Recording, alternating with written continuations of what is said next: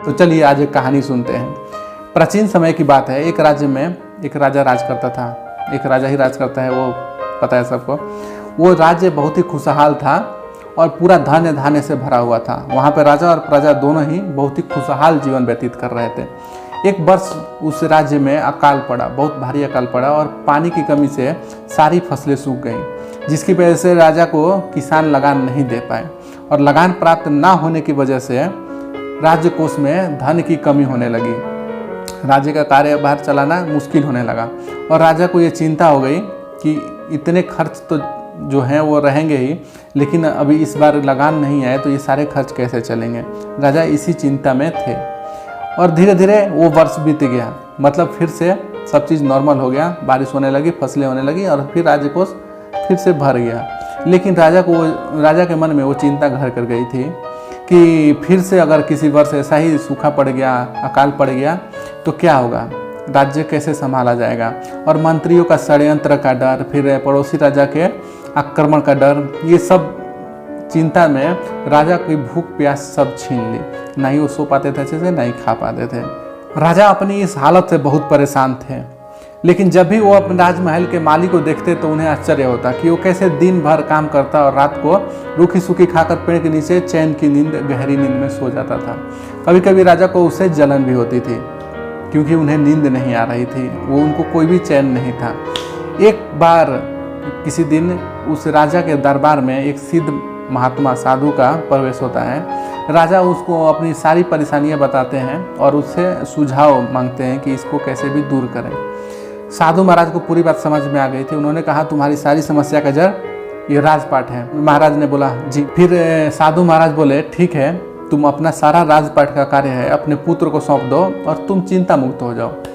इस पर महाराज बोले हे गुरुवर, अभी मेरा पुत्र 5 साल का बालक है, वो एक नादान बालक है, वो राजपाट का कार्य कैसे संभालेगा। तो फिर कुछ सोचने के बाद साधु महाराज बोले ठीक है, तुम अपना सारा राज कार्य का जो भी राजपाट है वो मुझे सौंप दो। ठीक है, इस पे महाराज मान गए और राजा ने अपना सारा राजपाट गुरुवर को सौंप दिया। और फिर गुरुवर बोले कि अब तुम क्या करोगे। तो राजा बोले अब मैं कोई व्यवसाय शुरू करूँगा। ठीक है, गुरुवर बोले कि ठीक है, तुम व्यवसाय तो करोगे लेकिन उसके लिए बहुत सारा धन चाहिए, लेकिन तुम्हारे पास तो अभी कुछ धन नहीं है। ये राजपट पे अब मेरा अधिकार है और इसका जो राजकोष है उस पर भी मेरा अधिकार है। तो फिर राजा बोला ठीक है, फिर मैं कहीं नौकरी कर लूँगा। फिर इस पे गुरुवर बोले अगर तुम्हें नौकरी ही करनी है तो कहीं और क्यों जाना, तुम मेरी ओर से ये जो मेरा राजपाट है इसको संभालो। इस पे राजन मान गया और फिर साधु महाराज अपने कुटिया में चले गए। फिर कुछ महीने बाद साधु महाराज लौटे और उन्होंने राजा से पूछा हे राजन, अब तुम कैसे हो, तुम्हें नींद आती है कि नहीं, तुम्हें भूख लगती है कि नहीं।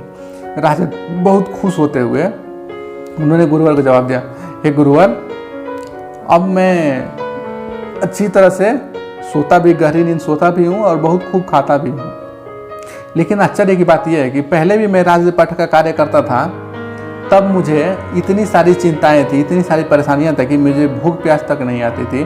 और अभी भी मैं वही काम कर रहा हूँ लेकिन मुझे अभी किसी भी बात की चिंता नहीं है। इस पर गुरुवर बोले हे राजन, पहले तुम काम को बोझ बना लिए थे और उसको अपने पटल पे लेकर घूमते थे उस बोझ को, लेकिन राजपाट मुझे सौंपने के बाद तुम जो भी कार्य करते हो वो एक कर्तव्य समझ के करते हो।